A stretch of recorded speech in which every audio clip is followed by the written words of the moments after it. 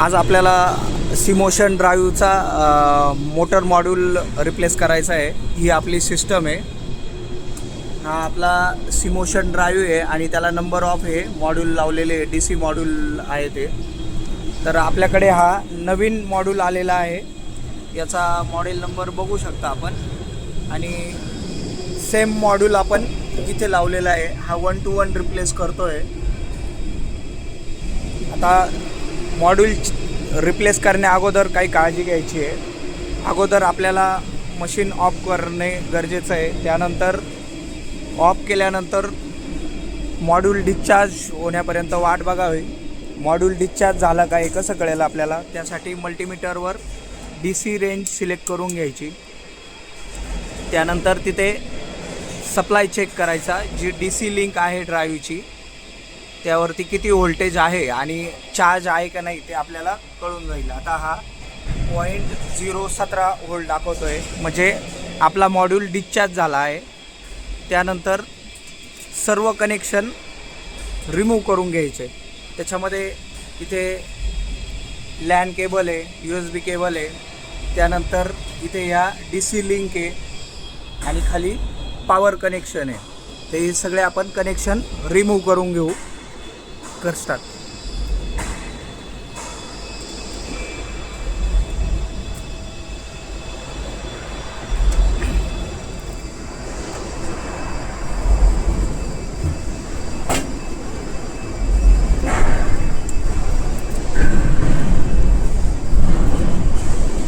प्रॉफिनेट आणि USB आपण काढली. त्यानंतर आता आपण DC लिंक जे आहे त्या डिस्कनेक्ट करतोय. याला पण मॉड्यूलचा हा कंट्रोल सप्लाय आहे, पॉझिटिव्ह आणि निगेटिव्ह, आणि हा जो आहे हा पॉवर सप्लाय आहे DC. मॉड्यूलची DC लिंक काढून ठेवली आपण, कंट्रोल लिंक जी म्हणतो आपण ती. त्यानंतर आर्थिंगचे कनेक्शन पण काढतोय.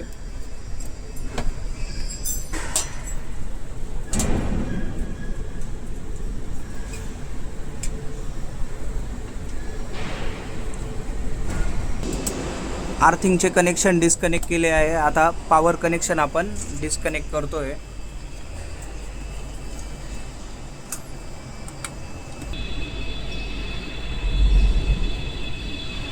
जे आपले पॉवर कनेक्शन आहे ते डिस्कनेक्ट करतोय. हे झालं, हे पण खोलावं लागेल का?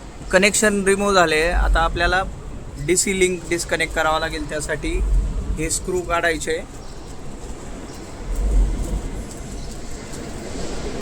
लिंक डिस्कनेक्ट झाली.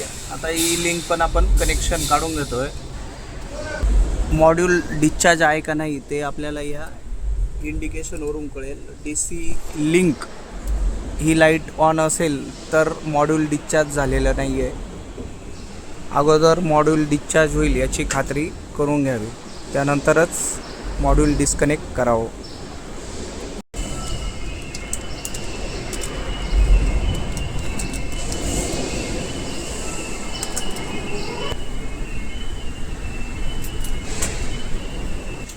सर्व कनेक्शन रिमूव्ह झाल्यानंतर मॉड्यूलचे माउंटिंग लूज करून मॉड्यूल बाहेर काढून घ्यावा. मॉड्यूलचे ब्लोअर डिस्कनेक्ट केले आहे याची खात्री करून घ्यावी. मॉड्यूलसोबत ब्लोअर पण आपण चेंज करतो आहे, म्हणून ब्लोअर पण आपण डिस्कनेक्ट करून बाहेर काढून घेतो आहे. आपल्याकडे नवीन ड्राईव्ह आणि नवीन ब्लोअर दोन्ही आलेले आहे.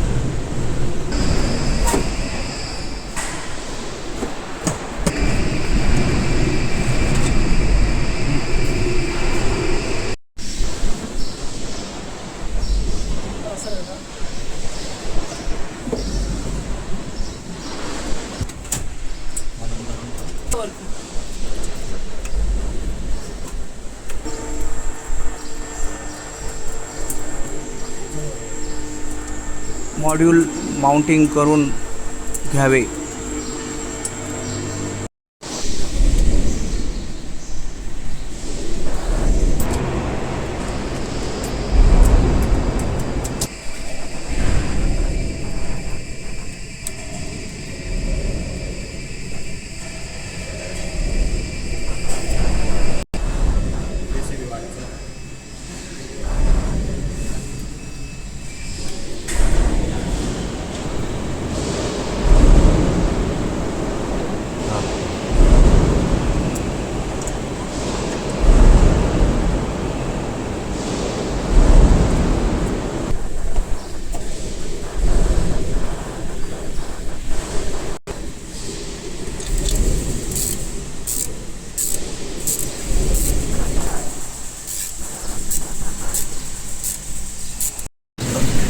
पूर्ण माउंटिंग करून त्याचे सर्व कनेक्शन झाले आहे. DC लिंक कनेक्ट केली आहे. DC लिंक, त्यानंतर control DC supply, main DC power supply incoming,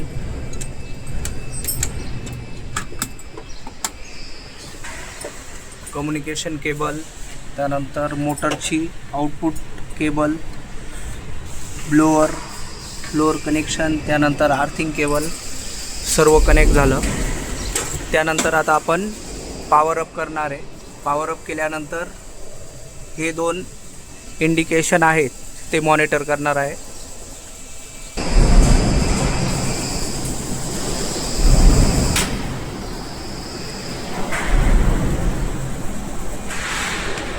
power up केल्यानंतर मॉड्यूल ऑन होईल आणि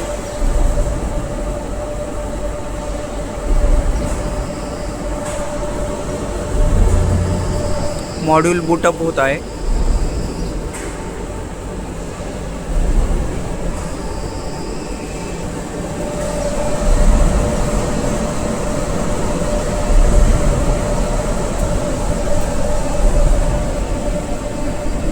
सिस्टम रेडी होते.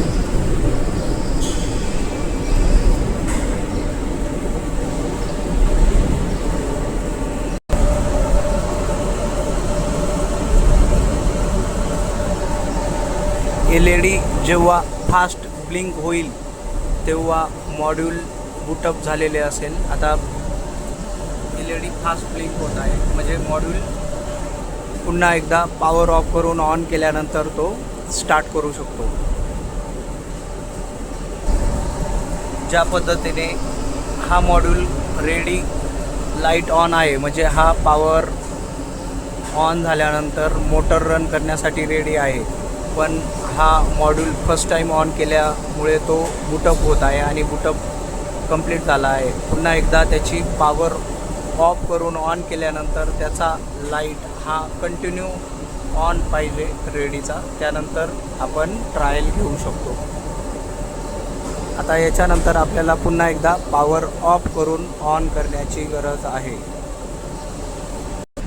पुन्हा एकदा पॉवर ऑफ करून ऑन करायची आहे.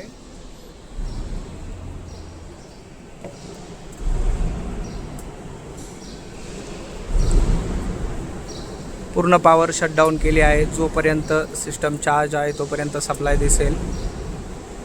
पूर्ण सिस्टम ऑफ झाल्यानंतर पुन्हा पॉवर अप करायचे आहे. हां, कर ऑन.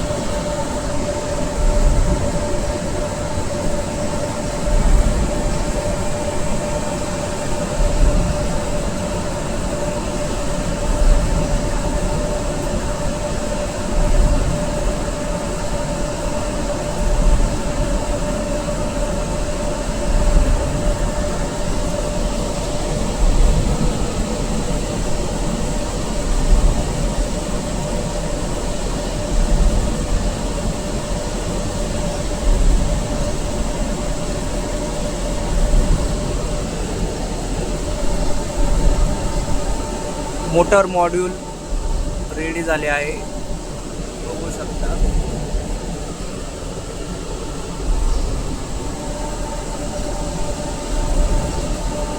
आता मोटर रन करून ट्रायल घेऊ.